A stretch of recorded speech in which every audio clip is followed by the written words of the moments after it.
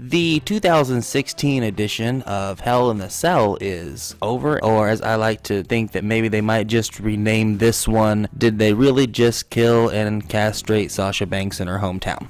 Yeah, that was the main event. I'm getting ahead of myself here. Let me just back up and start with the first match of the main card, and that was Rusev and Roman Reigns. And I was impressed, highly impressed by this opening bout. Usually, I'm not a huge fan of Roman, not a huge fan of his work rate. I don't like his move set. They pulled out a lot of toys, and usually I get concerned with that when they start pulling out toys in the opening match because it makes me wonder what they're going to do with the rest of the card. But nevertheless, they pulled out the kendo sticks. Everyone loves a good kendo stick. I, for the life of me, don't understand what feasible purpose a kendo stick would have in around a ring, like in the setup process. Like, I understand the tables and the chairs and even the ladder, you know, but a kendo stick, how does that go into the production setup? Like, when you're thinking about things that are just under the ring, even the fire extinguisher gets a buy, you know, because fire extinguishers are like part of the law, you know. But who's bringing all the kendo sticks? Also, it was a very great opportunity for Roman to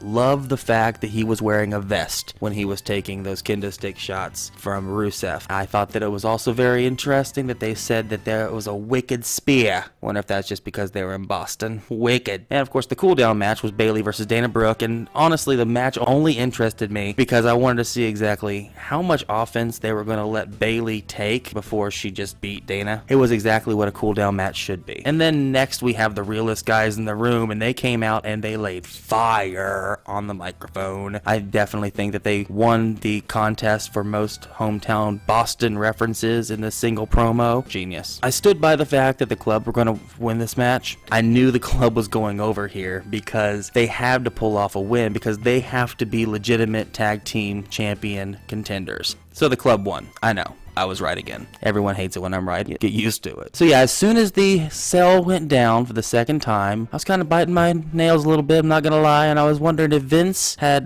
been able to play hardball and really keep that power move that he was going to keep the Sasha Banks and Charlotte match from headlining, and they got the women to headline this thing. I think it was spectacular. And let me say, this match between Kevin Owens and Seth Rollins was sick to the 10th degree. Number one, Kevin Owens with the two tables. That's just genius. When he got the second table out and he saw the first one already there, and he looked at it, I kind of had a feeling that he was just going to stack it on top. But then when he did what he did, I just shook my head and went, Kevin, you're a genius. Will you be my best friend, please? Kevin won the match. It was a very good decision to keep that title on him, and it'll probably be on him, in my estimation, until probably WrestleMania, if not longer, because honestly, never take it off Kevin. I think he needs to have that title forever. That needs to be his place now. He's just the champion. So I'm not gonna lie, TJ Perkins with his dabs and his story about being homeless and all of his just, oh, it was just so great to be here stuff. I'm glad to see it go. Brian Kendrick's amazing. I've always been a fan of his.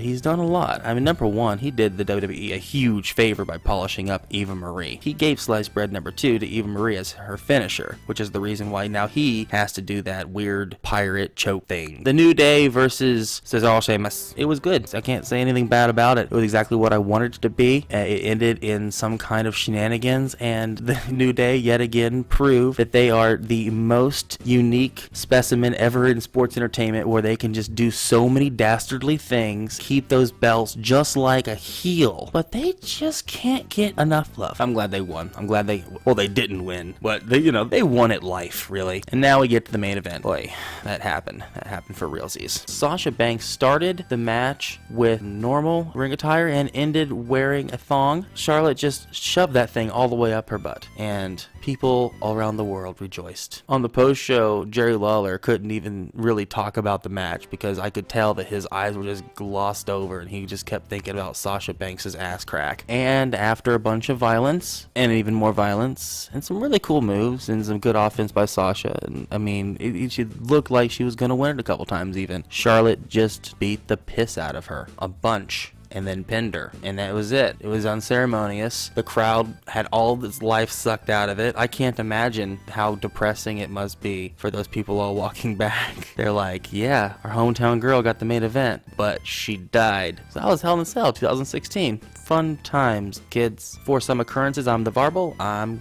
gone now.